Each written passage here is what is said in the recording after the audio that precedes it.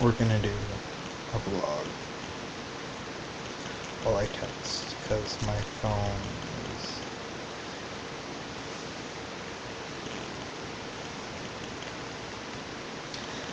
Yeah, it's important. I'm talking to my boyfriend, and he's above all of you. I'm sorry, but it's true. I'm just texting it, so...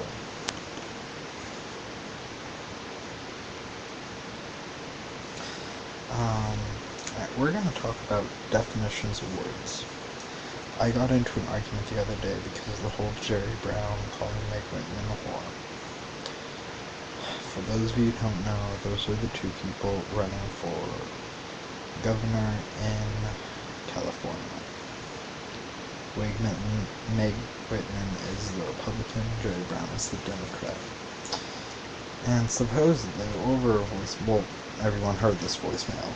Someone on this voicemail called Meg Whitman a whore.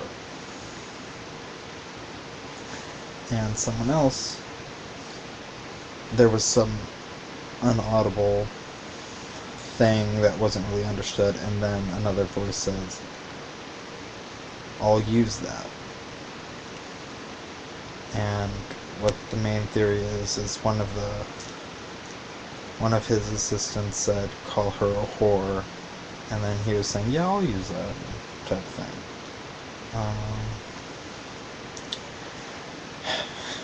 Now,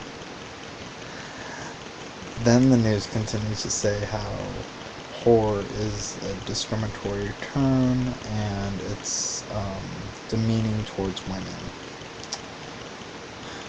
Now, I just want to know when words become demeaning. I mean, if you look back, if maybe they were using whore in the correct term. I mean, I personally believe Meg Whitman is a whore. No, she doesn't sell her body on the street corner. She's a political whore. But so is Jerry Brown. In fact, almost all politicians are political whores. So, yeah, I personally also believe Meg Whitman's a whore. So, it's not necessarily demeaning towards women. In fact, it's not towards women in general. It's demeaning towards a single individual.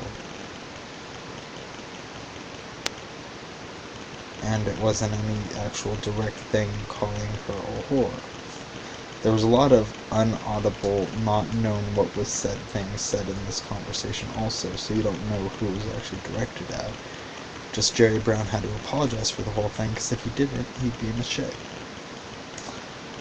So then this discussion went on further. I was pointing out how whore is not actually a demeaning term, if used in the correct way. If you're actually talking of someone who actually sells their body for money, then yes, they are a whore. It's a correct term.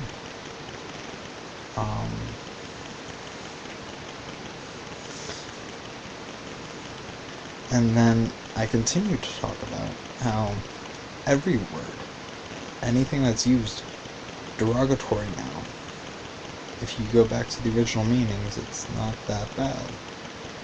For instance, the C word.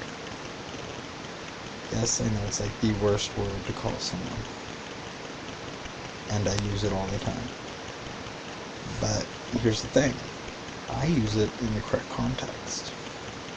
I talk about vaginas. I'm not calling girls that, because I'm not an idiot. So yes, not derogatory anymore, not discriminatory, not demeaning. It's a body part. So then someone decided to say, well, if you call the male body part by its other name, that's demeaning. You can't just say it's just a body part. And I had to think about what the first one that came to my mind was cock. And a cock is a rooster. So, yeah, I have a cock phone. Not demeaning. Then she pointed out prick. took me a while to think about that. I'm like, wow, that actually, she might get me there. And then I thought about it, and I thought about it, and I thought about it. And,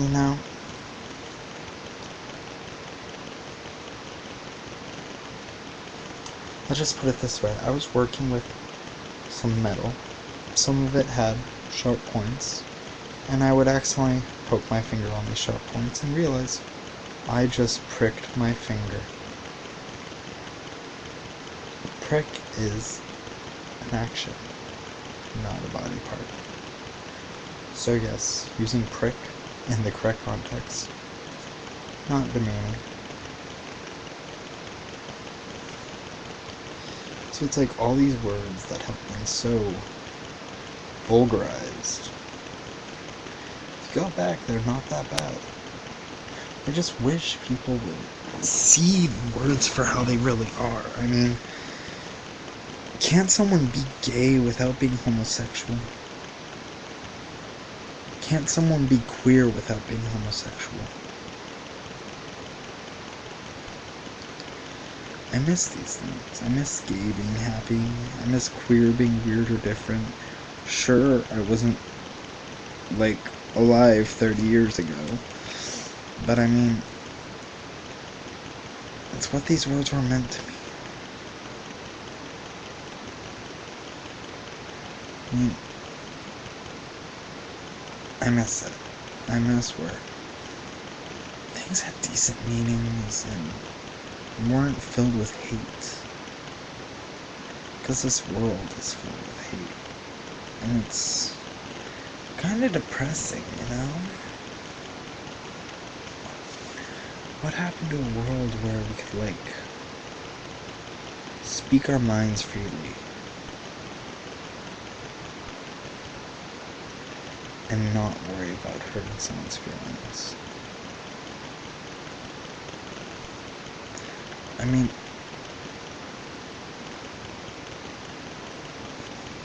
I can't call a female dog a bitch without someone thinking I'm talking about another person.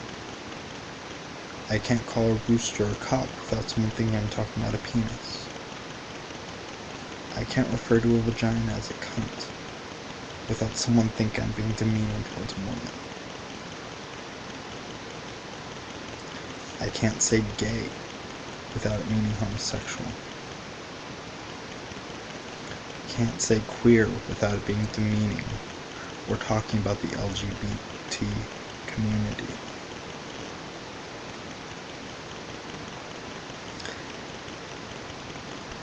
I mean, sure, I love having some of these words, but it's like, why?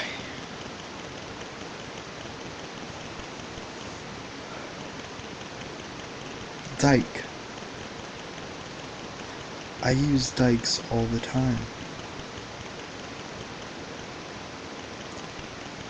And you know what that is? It's a tool. There's a tool called a dyke. Cuts wires. Dykes can also be referred to as dams.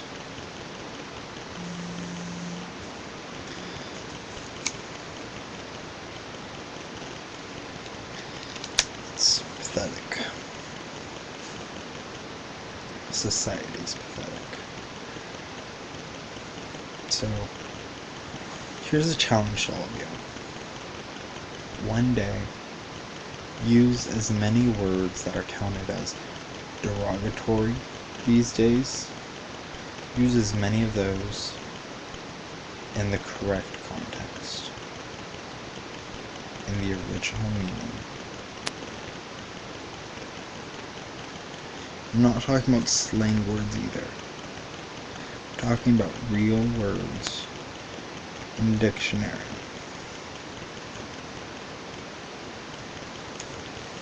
That don't have the thing slang next to it. So yeah, go out there, have fun, See how many people turn around and think that you're being all discriminatory or demeaning or whatever. And then let them know that it's only as demeaning as the listener will let it be. As long as you use your terms in the correct use, it's not demeaning at all.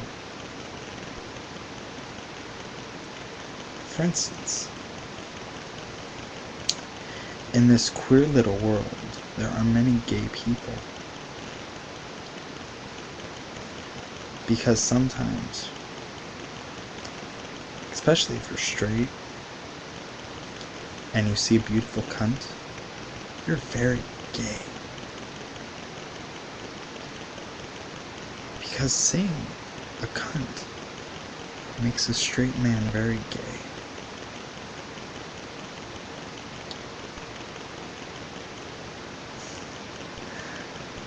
And then all the side meanings of things will just be like, wow.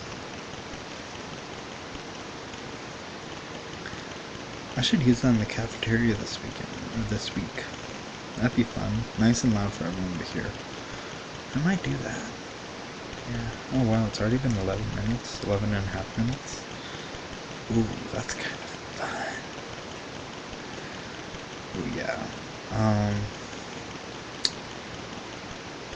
Well, as I said, I think Meg Whitman's a whore. Political whore, of course. Hell, I can even be a bit of a whore.